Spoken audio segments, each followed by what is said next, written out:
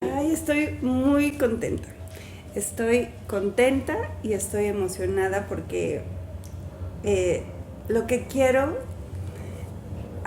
con este podcast es conocer gente que siento yo que está nutriendo la vida, ¿me entiendes? O sea, gente, pero no solamente me refiero a gente positiva o que esté como que en mi misma sintonía, pero abrirme a posibilidades, abrirme a gente mucho más joven, que trae una perspectiva lindísima de la vida, que a nosotros, a pesar de que igual y no estoy tan ruca, pero sí nos cuesta trabajo entender y empiezo a ver la brecha generacional. Tengo aquí a Ania Hernández y estoy muy, muy, muy contenta porque desde que te vi, o sea, desde que Isabela, mi hija, ella me había dicho que eras una persona linda, chido, un dulcecito, o sea, así me decía, es que es un dulcecito, es un dulcecito. Y yo estaba así, Isabela, sí, déjame investigo, déjame checo, pero cuando te vi, yo soy de feeling. Sí. Entonces, gracias. Gracias a ti. Gracias. Muchas gracias por la invitación, yo también estoy bien feliz. Y pues sí, a Isa, que la conocí hace ya un tiempecito, pues justo igual antes de que empezara la pandemia, igual conectamos muy padre, como desde cuestiones de espiritualidad, de que nos gusta el yoga, la plática que teníamos era muy amena, así, entonces cuando me invitó dije, ay sí, definitivamente es algo que me gustaría hacer. Claro, qué bueno que a Isabela le guste el yoga y también me estoy enterando. A ver, el camino Estaba escuchando en tu podcast porque dices, finalmente todos somos seres espirituales por el hecho de existir. Y sí, o sea, en principio estoy de acuerdo, porque pues somos materia, somos espíritu, pero de ahí a la concepción general que tenemos de la espiritualidad, o sea, te puedo nombrar así de bote pronto en 1000 personas que no consideraría nada espirituales. Claro. O sea, ¿qué para ti es la espiritualidad y por qué tú te defines como una persona espiritual? Pues es que como tú lo dijiste y como lo he mencionado en el podcast, realmente creo que más allá que algo con lo que te puedas identificar o algo que puedas adoptar como parte de tu descripción personal o tu estilo de vida, es una cualidad, si es que es la palabra, que está intrínseca en todos nosotros, o sea, desde el momento en el que, ni siquiera desde que nacemos, desde antes, desde nuestra existencia no material, si nos ponemos pues ya muy metafísicos. Pero como desde la concepción. Desde antes de la concepción, o sea, porque bueno, ahorita como entrando un poquito en contexto de pues religiones y sistemas de creencias que creen en la reencarnación y que creen en nuestra vida antes de lo material y que creen que existe esto, por ejemplo, pues el budismo, el hinduismo, se habla de que tú decides y tú pactas ciertas cosas de tu vida antes de encarnar en ella, o sea, antes de la concepción incluso, o sea, la concepción es solamente uno de los miles de procesos que conllevan nuestra alma. Entonces, exacto, entonces realmente es una cualidad que no es que hay un punto en el que se desarrolle y ya eres espiritual o ya se te da la chispa de la vida espiritual, sino que la misma existencia es espiritual y la misma existencia como que alarga esta causa o esta cualidad en cualquier momento de tu vida, sea material o sea no material. Entonces, a pesar de que haya personas que a veces no ejerzan espiritualidad o que sean muy ateas o que no crean en las cosas, a mí personalmente el ateísmo se me hace otra forma de espiritualidad. Esto te iba a decir, no considero que las personas ateas no sean espirituales. Claro. Y bueno, hay personas que son como ateas en el sentido de que no creen en la religión, pero sí pueden creer, por ejemplo, en la energía o en el universo. Pero hay personas que sí son ateas totalmente, que niegan todo lo que no pueda ser visto como de una forma positivista, ¿no? O sea, a través de la experiencia. Y en realidad yo creo que eso también es una forma de religión y una forma de... Cabe mencionar que la palabra religión viene del latín religare, que significa volver a unir. Uh-huh. Entonces, cuando nos quitamos el concepto de la idea de lo que nosotros creemos que es la religión, puedes darte cuenta de que en realidad tiene un significado que subyace mucho más profundo y que en realidad te lleva a religarte, a volverte a unir con tu origen, con tu fuente, con la razón por la que estás aquí, y seas ateo y tu religión sea el ateísmo y sea negar lo espiritual y conectarte con lo material es una forma de conectarte contigo, es una forma de tener tú las ideas de lo que crees que es la vida. Y el hecho de necesitar una filosofía de vida, sea basada en la materia o sea basada en la espiritualidad, habla de una necesidad de tener que conectar con lo que está alrededor de nosotros, y eso ya es espiritual. Y es que el origen de las religiones también, o sea, se remite, si hablamos como del Homo sapiens, o sea, se remite a esa necesidad de convencer a la gente, o sea, de cómo nos podemos organizar para trabajar por algo, porque hay un autor maravilloso que siempre digo mal su nombre, pero él es israelita, se llama Yuval Noah. Ahorita te lo digo.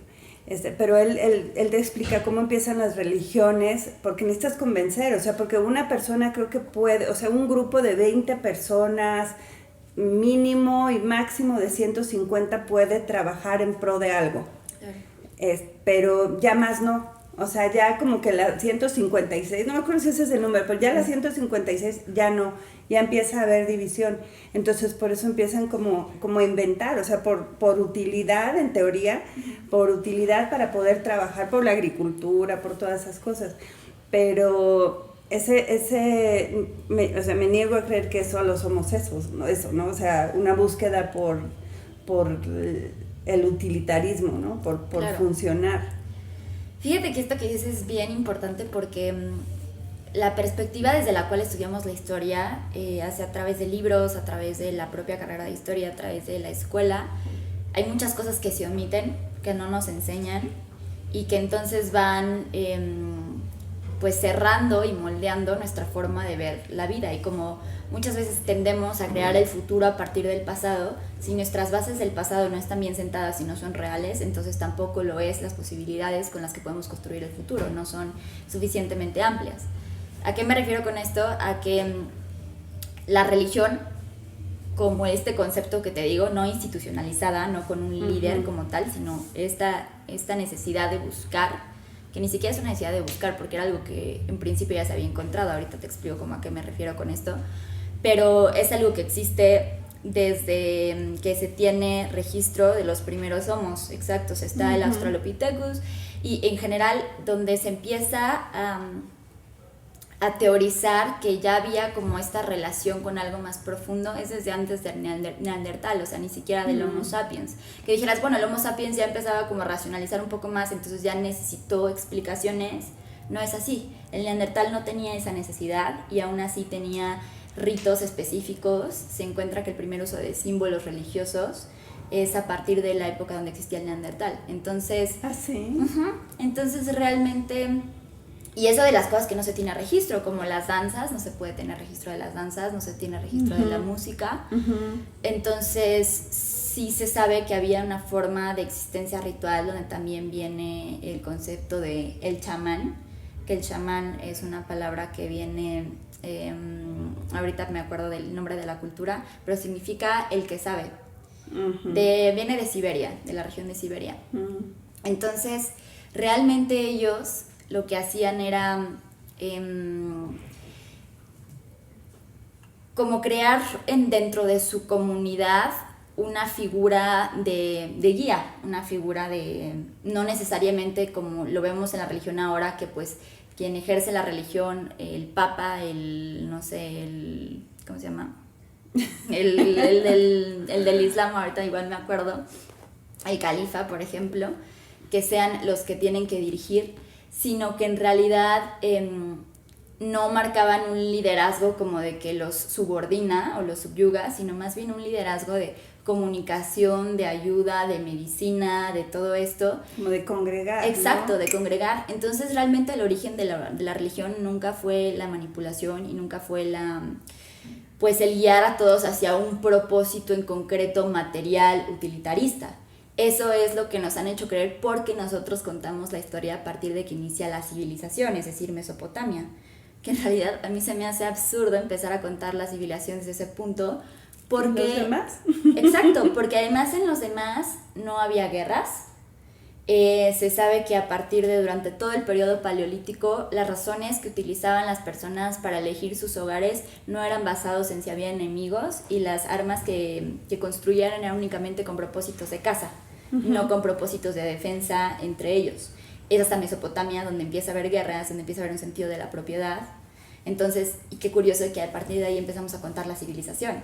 A mí no se me hace nada civilizado que empecemos a contarlo a partir de las guerras, a partir del sentido de propiedad, a partir del egoísmo, cuando ya existían sistemas de cooperación antes de eso, bastante civilizados, incluso con un lenguaje, que si bien no era escrito, sí ya tenían un lenguaje. Eso se me hace a mí mucho más civilizado. Entonces te digo que la verdad es que la historia está muy, muy tergiversada, porque a partir de nosotros creer que es nuestra naturaleza ser utilitaristas, ser manipulados y ser manipuladores, entonces tendemos mucho más a repetir eso, si no sabemos que en realidad eso no es el origen. Oye, pero lo que está sucediendo ahorita, que también será historia, y esa historia es que con tanto acceso a información y a desinformación, como que cada quien va construyendo su versión de absolutamente todo. O sea, cada quien va construyendo su versión de la historia, de las religiones, de lo que está sucediendo, a partir de sus propias percepciones, finalmente. Y depende, sí, mucho de lo que te rodea, de lo que lees, pero finalmente depende de esa motivación interna que te va a orillar a hacer ciertas búsquedas y otras no. Claro. No significa que no existen, no son reales, sino que de todas maneras como que es el ser y esa motivación intrínseca la que va a ser tu historia. Yo me pregunto, ¿qué historia se va a contar después? O sea, ¿por qué hay tantas ahorita? Claro, y la cuestión es que justo ahorita hay plataformas y medios que antes no existían y que antes no había forma de contradecir lo que te estaban diciendo, ¿no? No podías agarrar un celular y googlear algo y decir, estás mal, ¿no? Ajá. Pues, y además antes ni siquiera era que no pudieras expresar tu opinión, sino que era a la hoguera o o sea, ¿no? Torturas o lo que sea. Entonces... No te vayas tan lejos, o sea, el castigo y el aquí mando yo y te callas. Claro, o sea, exactamente. ¿no? Y muchas veces igual, a veces el cómo se ejerce ni siquiera es coercitivo, ni siquiera es a través de la fuerza, es a través, por ejemplo, del hacerte sentir culpable por decir algo que no tienes que decir, ¿no? La humillación. O sea, humillarte, claro, eso es un poder súper importante, o sea, eso es algo de lo peor que la humanidad o que una persona puede sentir y que le hace como tomar las peores decisiones, ¿no? O sea, si te vas como a las películas de Disney o de Marvel o lo que sea, muchas veces los villanos nacen de la humillación, de alguna humillación que vivieron en algún momento. Por ejemplo, estaba viéndolo otra vez Megamente. Claro. Entonces, es su historia, o por ejemplo, el Joker, Síndrome de los Increíbles, o sea, entonces la humillación es uno de los instrumentos no coercitivos a través de los cuales se quiebra a una persona por completo. Totalmente. Entonces, justo, y si empiezas con la humillación de que lo que tú estás diciendo es incorrecto y lo que tú estás diciendo, aunque sea una idea innovadora o lo que sea, no aplica para este contexto, pues entonces ya no creces con las ganas de querer desarrollarla y de querer innovar, sino que todo lo contrario, ¿no? Unas ganas de ir hacia adentro y de no compartir. Y pues ahí surgen más problemas personales. Pero sí, el punto es que sí se han desarrollado más medios a través de los cuales podemos hablar de más cosas. Todavía hay censura en algunos aspectos, igual y no tan explícitos, pero hay investigaciones de física cuántica que no se permiten que se publiquen, hay investigaciones de biología que no se permiten que se publiquen, hay investigaciones de salud y de medicina alternativa que no permiten ser publicadas. Por ejemplo, la Ayurveda, que es esta medicina oriental, tiene muchísimos sustentos científicos que no se permite que se publiquen porque no conviene para las farmacéuticas, ¿no? Si supieran que pueden ayudarse a ciertas enfermedades consumiendo ciertos alimentos en ciertos horarios y haciendo cierto tipo de actividades, pues las farmacéuticas quiebran, ¿no? Nadie empezaría a consumirlas. Por lo tanto, a pesar de que sí hay una apertura, todavía hay mucho choque de intereses. Pero, y también ahorita, o sea, con lo que dices de la Ayurveda, o sea, nos parece un tanto más complicado, ¿no? O sea, restringirnos del azúcar, restringirnos de todo lo que sabemos que es dañino. Me encantó, bueno, eso es aparte, pero, o sea, restringirnos, entonces es más fácil tomarme la pastilla. O sea, es más fácil comprarme la pastilla del laboratorio y ya, y solucionarlo, ¿no? Aunque te vaya desencadenando otros daños, pero no nos importan porque estamos ahorita muy inmediatistas y lo que queremos es resolverlo ya. Tú hablaste en tu podcast, creo que dieron una explicación muy interesante de la depresión y la ansiedad. Que la ansiedad es ese temor que te causa el futuro y la depresión es el temor del pasado, o es como una consecuencia del pasado. Sí, pues puede ser temor, pero en general solo son sentimientos pues que no te hacen sentir bien, ¿no? O sea, la culpa, por ejemplo, muchas veces la depresión está relacionada con la culpa. Tenemos que hablar de la culpa. Exacto, la culpa es como la humillación también de las cosas que más te quiebran por dentro, ¿no? Y justo son dos polos de lo mismo, el sentimiento es el mismo, un sentimiento de no estar en el presente, porque cuando estás en la ansiedad estás en el futuro, cuando estás en la depresión estás en el pasado, y no necesariamente un pasado de hace mucho tiempo o así, sino un pasado de pensamientos del pasado, o sea, donde chance ya superaste, fuiste a terapia, ya olvidaste ciertas cosas que te afectaron, pero tu forma de pensar sigue siendo la misma, entonces tu forma de pensar y de ser pesimista y de decir, híjole, chance esta persona también me va a abandonar, o chance esta persona también me va a hacer daño, mejor me alejo y así.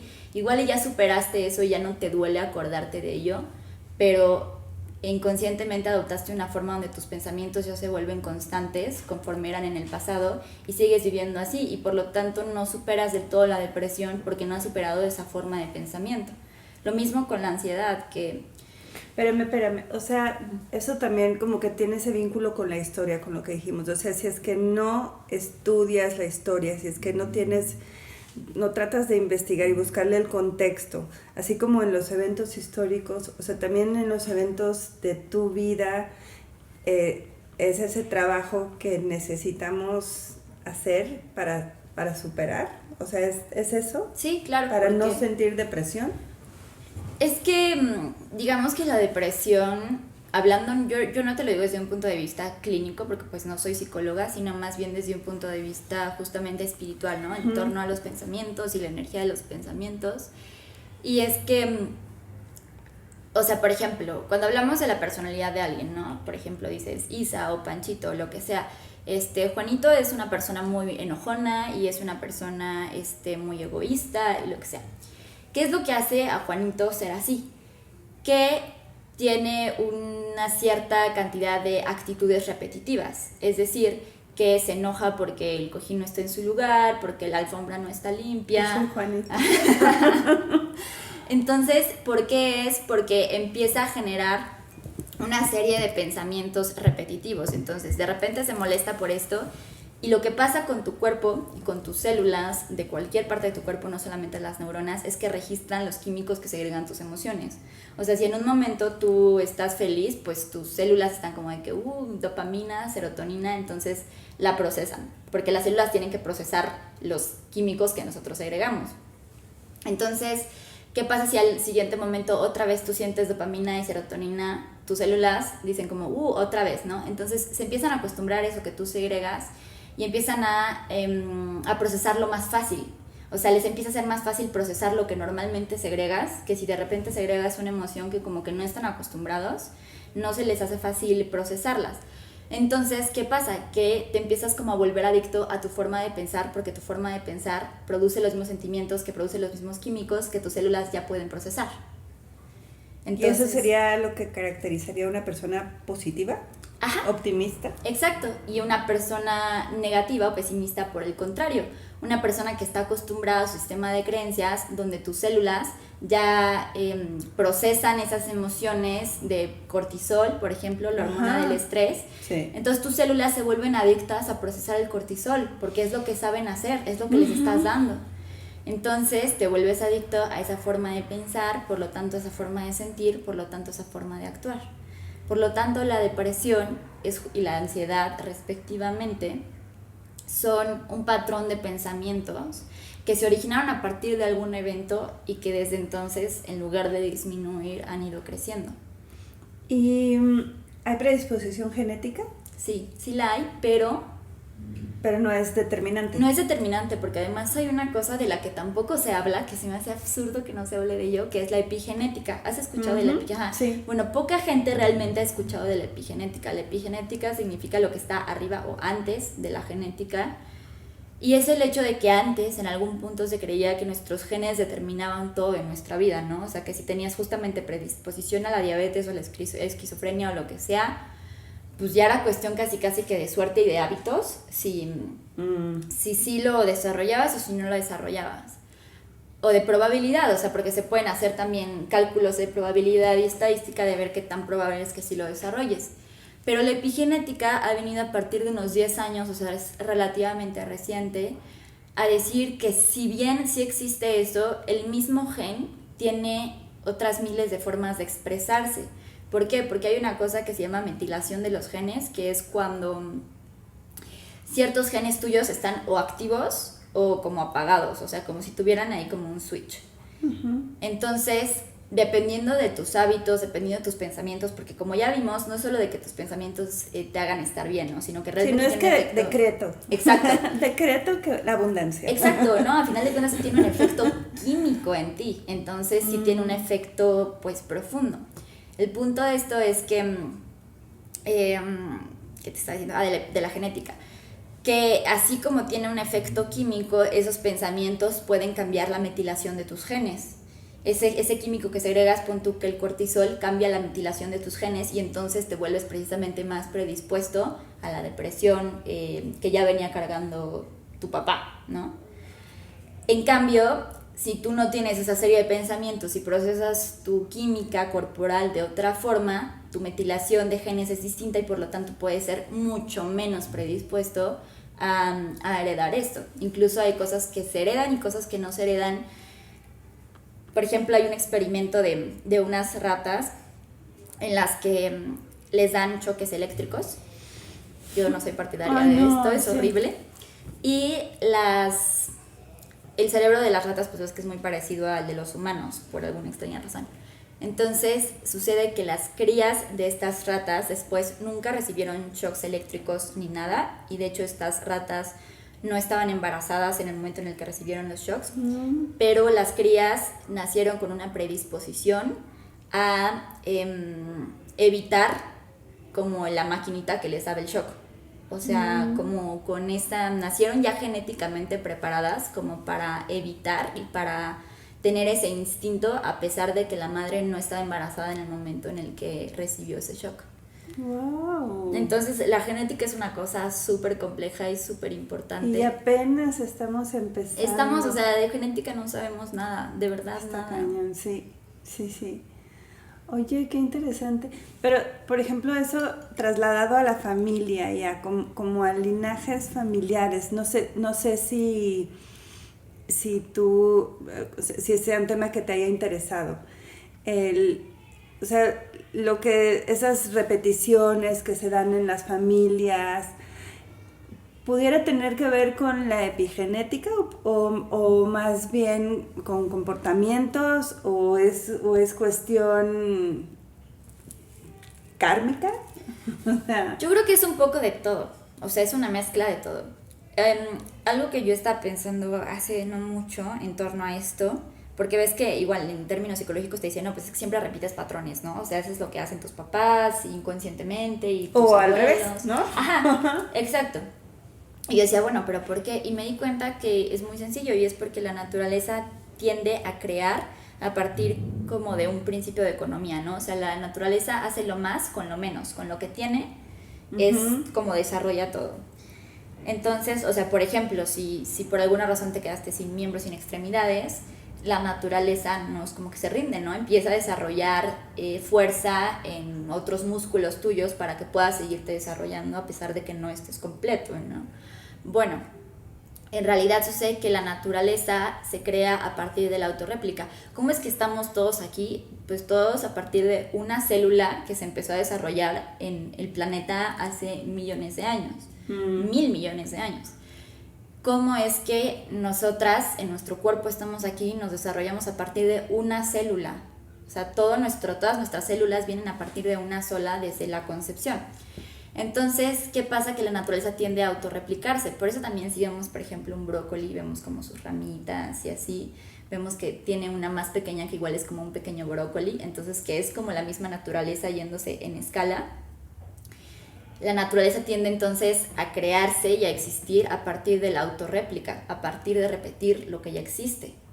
Okay. O sea, esa célula, ¿cómo se repite? Pues reproduciéndose a partir de una célula existente. Y como que la copia. Pues como que no hay de otra, ¿no? Exacto. O sea, entonces, como ese es el principio bajo el cual funcionan los aspectos más básicos de biología, entonces también sucede ya a un nivel más complejo, que es cómo interactuamos nosotros también basándonos en lo que existe, en lo que vemos, en autorreplicar lo que está a nuestro alrededor o de donde venimos.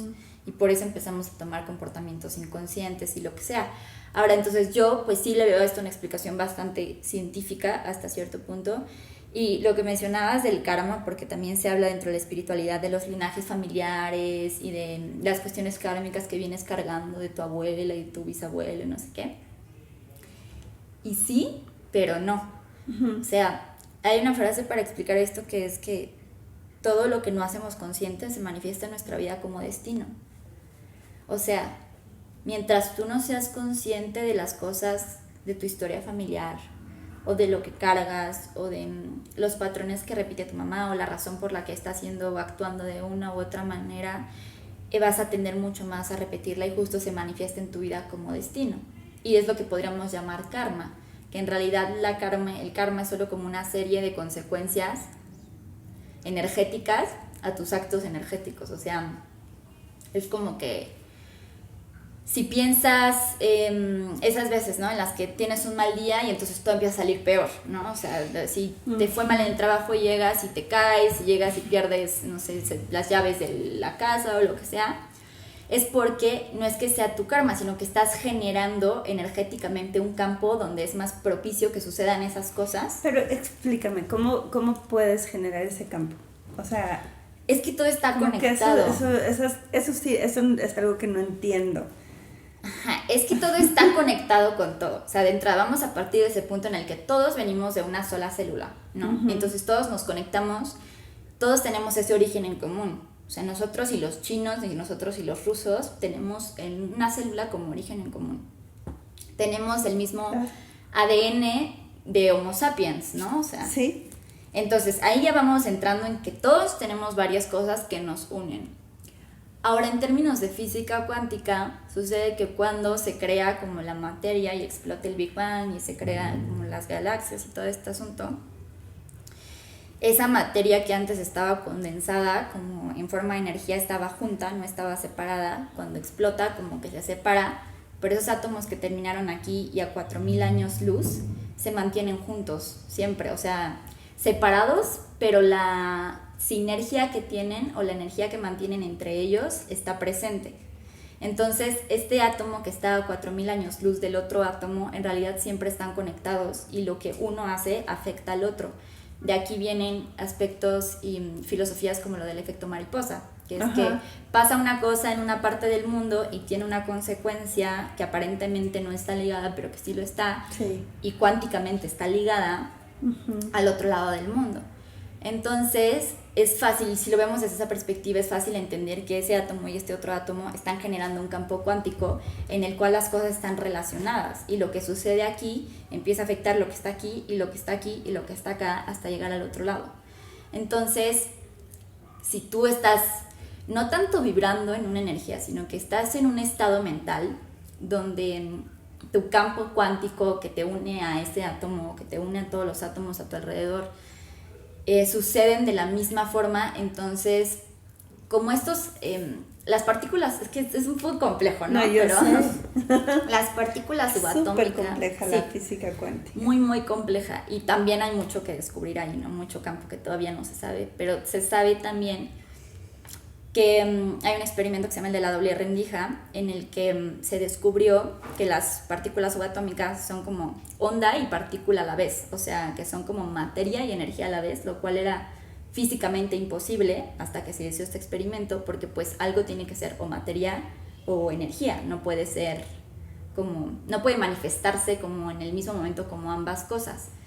sucede que se descubrió que entonces estas ondas en realidad son ondas de probabilidad.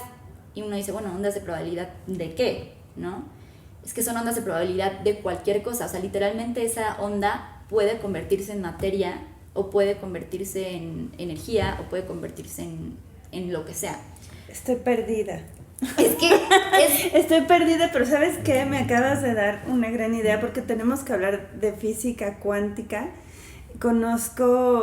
No me he adentrado lo suficiente. Tengo un par de libros porque hace algunos años que empecé a oír, ya tiene varios años que empecé a oír, y más con el documental de What the Bleep Do We Know, sí, que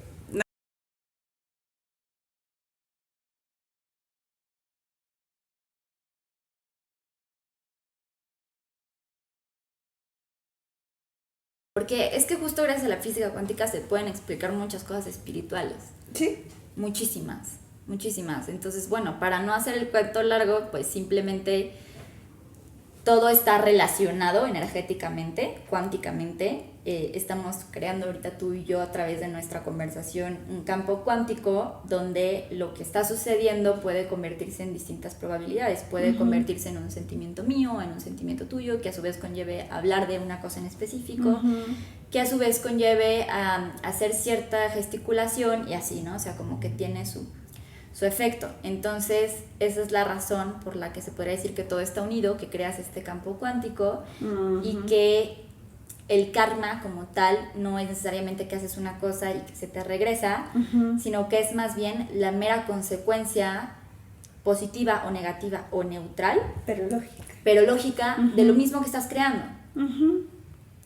Oye, Ania, ¿te puedo preguntar cuántos años tienes? Sí, 22. ¿Y cómo era Ania de chiquita? O sea, qué fue gestando o sea, además de tu mamá, que te gestó, o sea, qué fue gestando a esta persona con determinados intereses y esta búsqueda, ¿no? Pues, o sea, siempre fui como muy creativa, eso sí, o sea, como Sí. desde chiquita me gustaba, o sea, yo organizaba a mis amigos para hacer como obras de teatro, porque me quedaba tarde en la escuela porque mi mamá trabajaba, y hacía mi tarea y lo que sea, y después yo los organizaba, ¿no? Y de que, ay, tú haces esto y tú haces esto, ¿no? Le decían que era bien mandona. Ah, claro, las mujeres somos mandonas. Exacto, y es que, sí. Los hombres líderes y las mujeres mandonas. Exacto. Luego, pues, me gustaba escribir. Yo me acuerdo que decía que quería ser escritora. Y papá me dijo como, te vas a morir de hambre. Y yo, o sea, se me quedó muy clavado eso en mi memoria, así de que... ¿Y dejaste de escribir? No, por supuesto que no. Pero no fue algo a lo que me quisiera dedicar. Como ya... Que al final sí lo hice, estudio periodismo ahorita. Pero, pues, pasé por varias carreras, por varios procesos en los que... Yo me quedé con esa idea de que te vas a morir de hambre. Y además, como me lo dijo a una edad muy pequeña, o sea, yo creo que esto se lo dije como a los 12 años, así de que, ay, sí, yo quiero ser escritora, papá. Y él como, no con una mala intención, sino simplemente así como, te vas a morir de hambre, ¿no? Igual como de broma. Sí. Yo lo tomé muy literal, o sea, yo lo tomé como o sea, yo en mi mundo no sabía que la gente se podía morir de hambre por hacer lo que le gusta. O sea, yo no sabía eso, como que yo no entendía eso. Entonces, cuando me dijo eso, yo lo tomé muy literal y fue como... ¿Cómo es esta vida en la que quieres hacer algo que te apasiona y te vas a morir? O sea, de eso, ¿no? Te vas a morir de hambre y vas a sufrir, entonces... O sea, literal lo pensaste Lo así, pensé literal, o sea, yo sí dije, ok, entonces voy a... O sea, me imaginaba así como toda escribiendo, ¿no? Toda esquelética, así escribiendo. Entonces... Claro. Sí, y muchas veces los papás no se dan cuenta de cuánto le marca lo que le dices las cosas a tus hijos, sobre todo a una cierta edad. No, pero no tenemos ni idea, porque estamos igual. Sí, exacto. Estamos igual. Exactamente. Sí. Entonces, para lo que ellos es como, ay, sí, te vas a morir de hambre, ¿no? Ajá. Y un chiste o lo que sea, que además es muy común, ¿no? O sea, le dices a alguien, ¿no? A los artistas especialmente. Exacto, y ya ni siquiera los artistas. Hoy en día dices, voy a estudiar diseño gráfico y te dicen, te vas a morir de hambre. ¿Sí? O voy a estudiar comunicación y te vas a morir de hambre. Entonces, sí. No. O sea, ya realmente te quitan las ganas de lo que sea que quieres y que te apasiona, y ni siquiera con una intención. Entonces, bueno, yo me acuerdo de eso y como que sí me impactó, pero pues tampoco como que cambió mi forma de ver la vida y como que seguía haciendo yo escribiendo mis cosas y así. Y sí, siempre pues me gustó el teatro también, siempre hice teatro, me encanta el teatro. Y de hecho, sí dejé mi primera carrera, voy en la tercera. ¿Cuál fue tu primera carrera? Relaciones internacionales. Que me gustó mucho, la disfrutaba mucho, estudié 3 años. ¿Qué te gustaba de las relaciones Me fascinaba, todavía, pero ya no tanto, me fascinaba la política. O sea, ajá, y la historia, sobre todo, en relaciones internacionales ves mucha historia. Me gustaba mucho. Y esa carrera pues tenía a mis papás bien contentos porque pues claro, la diplomática, sí, ¿no? Y ahora va a trabajar en organismos internacionales. Sí, no, ellos fascinados. Y de repente pues decía, ¿qué creen? O sea, ya no puedo más, voy a ser actriz. Lo que podría parecer como... Exacto. Pero al final, o sea, como que sí se sintieron mal y todo, pero yo les dije, a ver, es que yo, desde que salí de la secundaria, les dije, quiero ser actriz, y ustedes me trataron de encaminar hacia el otro lado. Entonces, pues así fue mi camino desde el principio, no es como que les salí de repente con que no, ahora esto, o sea, realmente siempre fue lo contrario, ellos nunca quisieron como verlo. Y a pesar de que sí me apoyaron y me llevaban a cursos y todo, pues sí seguían teniendo este pensamiento muy... Hobby. Se va a morir de hambre. Pero es un hobby. Exacto. O sea, que lo sigue haciendo, pero... Exacto, exactamente. Okay. Entonces, pues ya al final sí me apoyaron y sí me cambié a la carrera y todo. Y luego, pues entre que empezó la pandemia, entre que iban a cambiar la escuela de lugar y todo, pues al final terminé saliéndome y estudiando ya periodismo ahorita. Ya más como por... Sí me gusta y todo, pero... Ya había aprendido varias cosas, bueno, no varias, muchas cosas de fundamentos periodísticos y de cómo escribir y así durante la carrera de Relaciones Internacionales. O sea, esa carrera es solamente 50% leer y 50% escribir. O sea, era escribir muchos ensayos históricos, analíticos, etc. Entonces, pues ya, o sea, como que elegí periodismo, pero ya como algo aparte, pero realmente ahorita todo eso de niña, toda esa curiosidad que fue escalando a distintos aspectos, como la política en su momento, como el teatro en su momento, como el arte y la literatura en su momento, ahorita es una búsqueda espiritual que en realidad comprende todo eso que ya aprendí en algún momento, ya lo puedo unir. Ahorita puedo ver la espiritualidad en la política y puedo ver la espiritualidad en el arte y puedo verla en, no sé, en el teatro también, ¿no? ¿Y esta búsqueda espiritual empezó cuándo?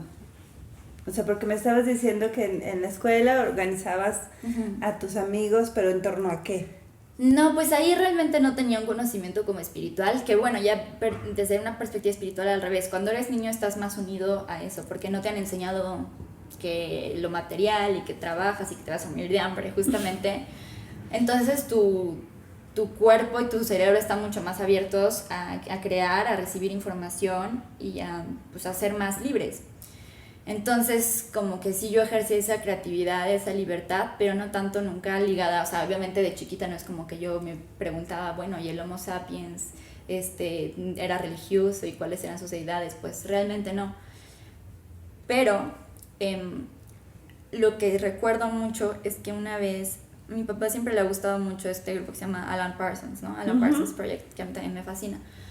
Y mi papá en su departamento tenía en la puerta un dibujo hecho por él, porque mi papá dibuja increíble también. Es que ve cómo se van repitiendo los patrones. Sí, eso es que quiero entender también como el lado familiar de Ania, o sea, saber de quién eres. Pues, porque eso te se remite a... Sí, claro, a todo. Exacto, todo. Pues mira, mi mamá y mi papá se casaron, se divorciaron cuando yo era muy chiquita, entonces como que nunca viví con los dos juntos y así, pero los dos pues siempre fueron como muy buenos padres, o sea, yo me siento bien afortunada de que tengo como muy buenos papás. Mi papá estudió ciencias políticas, por eso pues también quería dirigirme más allá. Mi mamá estudió pedagogía y ella es como que pues más, bueno, pues lo que quieras, te apoyo, pero no te mueras de hambre, igual, ¿no? Entonces, mi papá, a pesar de que siempre se dedicó a las ciencias políticas, el papá de mi papá era pintor. Y mi papá dibuja increíble, o sea, mi papá, su sueño frustrado. Exacto. Entonces, como yo creo que como ves eso, ¿no? Como se te frustra a ti tu sueño, no tanto porque tú quieras frustrar a tus hijos, no para nada, pero no, como que les quieres dar lo mejor a través de tu experiencia. Les quieres ahorrar. Exacto. Entonces, pues sucede así. Entonces, mi papá, bueno, ahí sí yo creo que sí tengo ese lado artístico a partir de mi papá. Y del lado de mi mamá, la familia de mi mamá, igual, uno era pintor, otro tocaba un buen de instrumentos. De hecho, ahorita vive en Roma y es parte del mariachi que representa a México en Roma y hacen como giras en toda Europa y así. Y les ha de ir súper, súper bien. Les va súper bien. Entonces, pues sí hay una parte como muy artística ahí. Y ya, bueno, yo en lo personal, te digo que me acuerdo, estaba un día en el departamento de mi papá, que le gusta mucho Alan Parsons, y me acuerdo que él puso un dibujo suyo en la puerta, que era de El Ojo de Horus, que también es la portada de uno de los discos, del disco de Eye in the Sky, de Alan Parsons. Uh-huh. Y yo me acuerdo de chiquita, yo creo que tenía como 6 años, 8 años, haberlo visto, y así como de, ¿qué es eso? O sea, como que algo me despertó, algo llamó en mí, y yo decía, ¿qué es eso? Y me acuerdo que le dije a mi papá, oye papá, ¿qué es eso, no? Y me dijo, porque la respuesta de mi papá para todo siempre era, de grande lo entenderás. Y yo, ¿y lo entendiste? ahorita ya, ahora ya, sí, bueno, sí, tenía razón. tenía razón. Pero desde entonces como que siempre me vi muy llamada por la simbología, sobre todo en torno a los ojos. Después, cuando le dije a mi papá que quería ser escritora y me dijo que me iba a morir de hambre, me dijo, bueno, o sea, sí te vas a morir de hambre, pero te voy a meter a un taller de escritura creativa. Te digo que era muy así, ¿no? Muy como claro. de... Entonces ya me metió a este taller, y en ese taller o sea, eran como varias formas de que pudieras escribir. Me dieron una hoja, como varias ilustraciones, y tenías que escribir una historia a partir de esa ilustración. En mi caso me dieron una que ni me llamaba, que yo dije como, no puedo escribir nada de esto, y había una que sobraba, que era de puros ojos. Y yo dije como, esa me gusta más, y le dije a la maestra, ¿cómo la puedo cambiar? Y me dijo como, sí. Y ya la cambié, y escribí mi historia en torno a una niña, o sea, era una historia, toda mal escrita, claro, ¿no? Pero era de una niña que encontraba un ojo, o sea, bueno, más bien que a través de su ojo se daba cuenta de que había un paraíso de ojos, como un cielo de ojos, mi historia, ¿no? Donde iban los ojos de toda la gente que se moría y como que volvían a nacer en nuevas personas, y que esos ojos cargaban como las historias y las memorias de la otra persona que la había tenido, y eso ayudaba a la nueva persona a poder ver la vida desde otra forma. O sea, esa era como mi historia, ¿no? Muy infantil, o sea, muy como de, muy literal y así, pero... No me parece nada infantil. No, o sea, más bien súper, súper profunda. Pero eran cosas que pues obviamente yo en ese momento simplemente para mí era, ay, qué padre esta historia de aventura, ¿no? Y luego ya en mi adolescencia no peleé nunca estas cosas, o sea, no, como que las dejé. Siento que la adolescencia justo es un momento como de pausa y transición muy importante. Entonces dejas algunas cosas y empiezas con otras, pero una vez que pasas ese momento también ya retomas otra vez lo que sí es como más intrínseco a ti. Uh-huh. Y ya a partir del momento en el que empecé como a ver espiritualmente todo esto, fue que en la universidad, como en el tercer año, tuve una clase que se llamaba Persona y Sentido de Vida. Y era una clase de filosofía antropológica, de filosofía pues de dónde venimos, a dónde vamos, qué es la muerte, desde un sentido católico, porque pues Anáhuac, Universidad Católica, pero me abrió a mí la perspectiva, porque yo para ese entonces era pues súper anarquista, súper apolítica, a pesar que estudiaba RI, era como de que no, yo voy a destituir las organizaciones internacionales corruptas y así, ¿no? Y abajo el FMI. Exacto, sí, totalmente. Pero sucede que, o sea, siempre como que he sido muy apasionada y en ese momento lo fui hacia esa parte súper anárquica y política, al final de cuentas. Y en ese momento mi maestra me metió como, bueno, nos metió todos como varias ideas basadas en la antropología filosófica que a mí se me hacían impensables. O sea, que yo decía, es que no es posible, no, o sea, no hay forma. Por ejemplo, decía que nosotros nos descubrimos, me acuerdo de eso muchísimo, que nosotros como personas nos descubrimos al mismo tiempo que nos construimos. A mí eso se me hacía una idea absurda en su momento, porque yo decía, ¿cómo podemos ser y no ser algo a la vez? O sea, yo no podía concebir esa idea. Para mí era, ¿es o no es? O sea, no hay de otra. Y entonces yo me acuerdo que en esa clase le debatía un buen a la maestra, yo era de que no, pero es que esto y tal filósofo dice esto y tal, esto y esto y esto, pero la maestra era brillante, o sea, hasta la fecha me acuerdo ya. O sea, una amiga y yo decíamos, es que, ¿cómo le puedes ganar un argumento a Andrea Diego? O sea, no se puede porque de verdad, no es que lo sepa todo, porque no lo sabe todo, pero tiene una forma de pensar y de estructurar sus ideas que no hay forma, ¿no? Entonces, gracias a eso y gracias a la lógica de ella, porque era muy lógica, yo empecé a decir, bueno, es que chance tiene razón, chance sí, La dualidad. Exacto, la dualidad no existe. es, exacto, no existe. No debe de existir. Exacto, entonces empecé a entender muchas cosas de sus conceptos que también como están ligados con la religión, empecé a entender la religión desde otra perspectiva, porque para este punto yo también era súper atea, ¿no? Así que no, yo no creo en nada, ¿no? Lo único que sí siempre me gustó fue la astrología, pero pues como igual, como hobby, como ya, ¿qué signo eres, no? Y ya. ¿Y qué signo eres? Leo. O sea, estás... ¿Tu cumpleaños Bueno, soy del último día de Leo, entonces falta como un mes justamente. Pero están invitados a mi cumpleaños y pocas personas con cubrebocas, obviamente. Como todos aquí.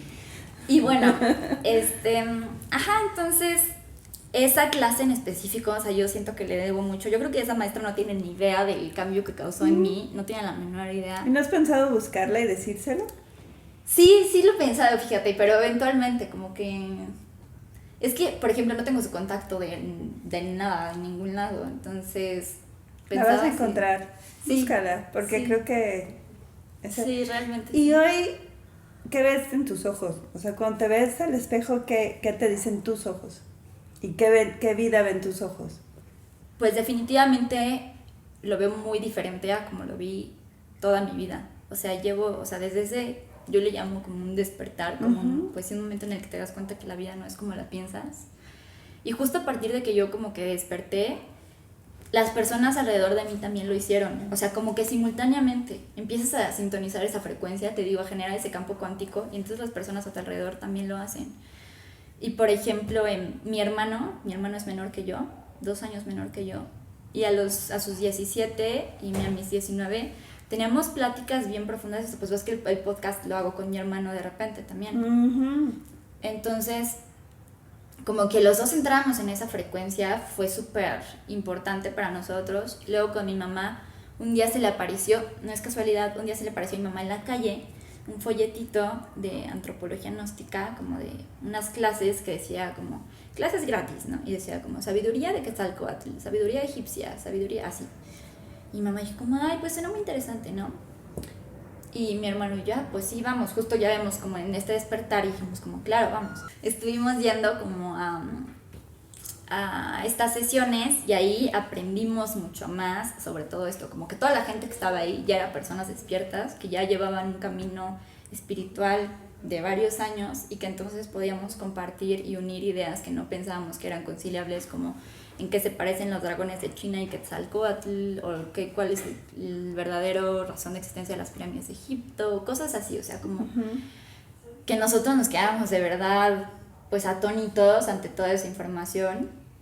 Después lo dejamos, en parte por la pandemia, pero mi hermano y yo ya lo habíamos dejado antes porque nos dimos cuenta que incluso dentro de los círculos más espirituales a veces hay mucha manipulación.